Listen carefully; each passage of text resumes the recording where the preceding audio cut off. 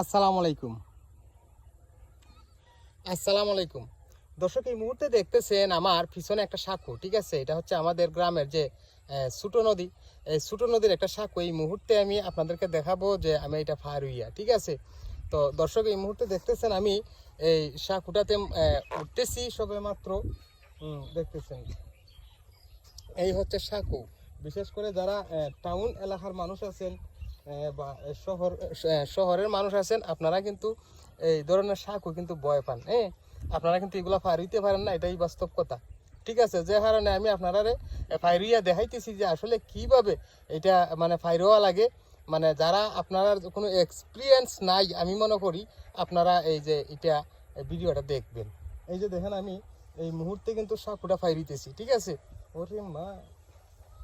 দর্শক, দেখতেছেন আমি এই মুহূর্তে সাঁকোর মধ্যে দাঁড়াই আছি, ফাইরিতেছি। অসাধারণ মুহূর্ত। তো এতক্ষণ আমাদের পাশে থাকার জন্য আপনাদেরকে অসংখ্য ধন্যবাদ। আমি কিন্তু সাঁকোটা অলরেডি ফার হয়ে আইয়া পড়ছি। তো সবাইকে অসংখ্য ধন্যবাদ। আসসালামু আলাইকুম।